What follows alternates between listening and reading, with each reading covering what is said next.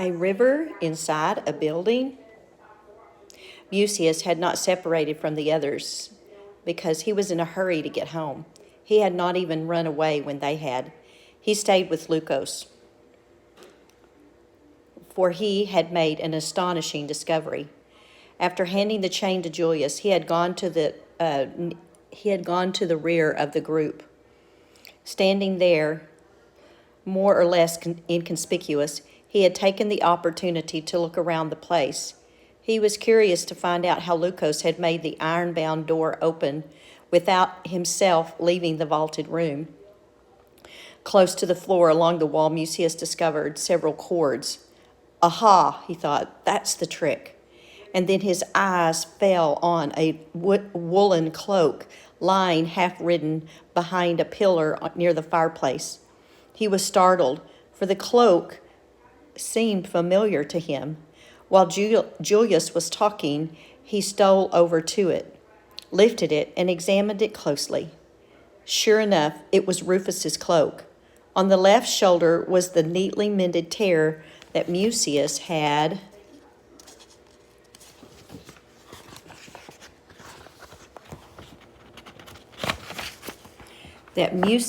seen before. Here was clear proof that Rufus must have visited Leucos. But why? Why had he left his cloak behind?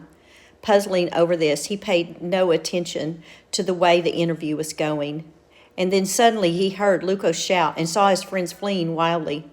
He hesitated for a moment, and that was his mistake, for by the time he began running after them, he was several yards behind. He raced into the corridor and found the inner door with the secret mechanism already shut. The others must have slammed it as they rushed out. He took it, pounded his fist against it, but his friends did not hear. This was a pretty mess. He was caught like a mouse in a trap. It was so dark that he could not even see the walls of the passageway. The only light was the greenish sheen from the mask behind the pane of yellow glass. He looked at his hands and saw that they were shaking, and found, to his surprise, that he was still clutching Rufus's cloak.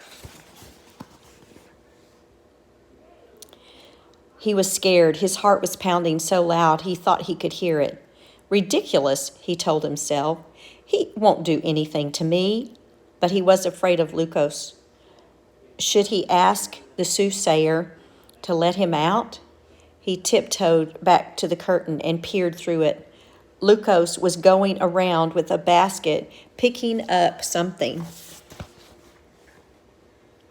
He moved it to a peculiarly awkward fashion, and every step he took sounded as though he were pounding a block of wood against the floor. Stooping seemed hard for him, too, for he groaned aloud each time he bent his back. With a shudder, Mucius saw the floor of the room was crawling with snakes. He backed into the corridor. As he groped along the walls, he felt a ladder under his hands. Quickly, he put on Rufus's cloak and lifted his foot to the lowest rung. It was a long climb before his head bumped against something hard. He felt what was above him and realized that it was a ceiling trapdoor. When he braced himself against the ladder and pushed, it opened upward. Drops of rain pelted into his face. It was thundering and lightning, but this did not drive him back. He swung up onto the roof, quickly closed the trapdoor, and sat down upon it. And then he sighed with relief. He was out of that dreadful place. For a while he sat there feeling quite pleased with himself, but gradually he began to be uncomfortable. He could not very well sit out here on the roof all night long in the pouring rain, with the lightning flashing all around him. Maybe I can jump off, he thought. Luckily, the roof did not have a sharp pitch. He crawled on hands and knees to the edge and waited for a flash of lightning, and then he looked down.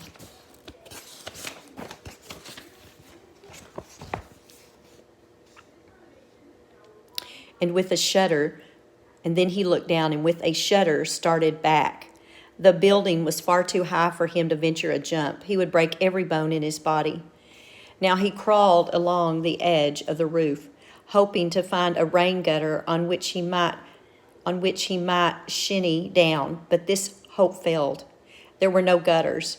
He made himself as small as he could, hunched up against the driving rain, and stared desperately into the darkness. But suddenly he sat bolt upright. By the latest lightning flash, he had caught a glimpse of the flat roof of another house, almost within reach. The distance between the two roofs was hardly longer than the length of his arm. Immediately, he crawled down to the edge and prepared to jump. At the next lightning flash, he leaped, fell forward on his face, but he was safe. He would certainly find another trapdoor on this roof, and he made up his mind to rouse the people who lived in the house and ask them to let him in, or let him out. He would certainly find another trapdoor on this roof, and he made up his mind to rouse the people who lived in the house and ask them to let him out. They would be strangers, but they certainly could not be as bad as Lucas. But how could he account for the fact that he was stranded on their roof? I'll simply tell them, he decided. Cautiously, he crawled forward, but suddenly his hand reached out into the empty space.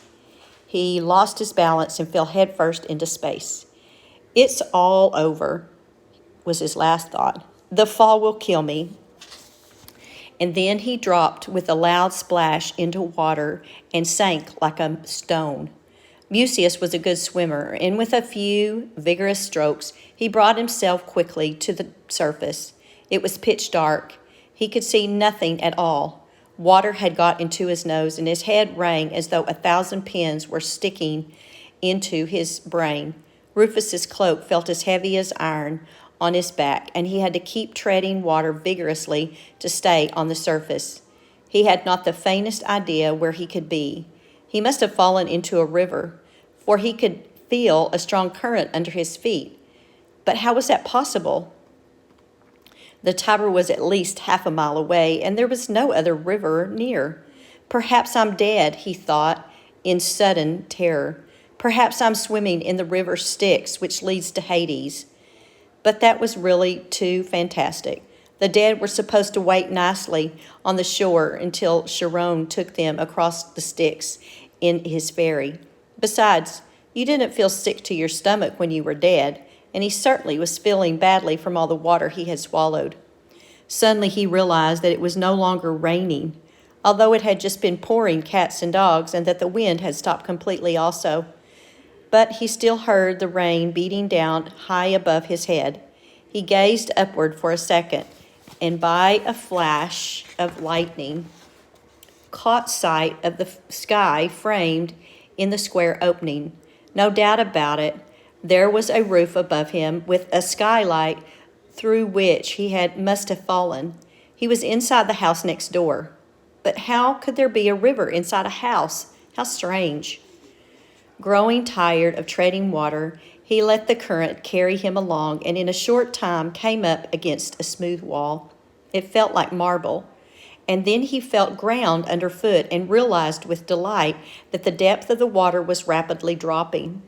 Soon it reached only to his waist, and before long was gurgling harmlessly around his ankles. He waded along the wall, stumbled upon a flight of stone stairs, climbed up, and sat down exhausted on the top step. He felt altogether done in and so weary that he could not frame a single clear thought. If only he could figure out where he was. He cursed the darkness. Because he could not see, he did not dare move from his place, his fear of falling again. Then suddenly he burst into laughter. In a flash, he had realized where he was. He had fallen into the baths of Diana, right into the swimming pool. What a joke! He knew these baths very well. They were an elegant place of recreation for rich patricians, and he had often been there with his father. He had never known that the building was located directly back of Lucas's house. How often he had happily swum in this very pool into which he had fallen just so unexpectedly. At this point, he realized what enormous luck he had had. The water of the baths was drained out every night. That was the reason for the powerful current.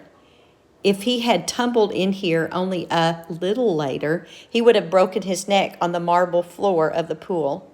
He jumped to his feet and groped around until he found the front entrance. But the doors were firmly locked, and there was no other exit that he knew. Here he was, locked in for the second time, and there was no help for it. He would have to wait all night until he was let out. He was soaking wet, too, but at least he was not sitting on a roof in the rain. He found a marble bench, folded Rufus's cloak into a pillow, stretched out, and fell asleep at once.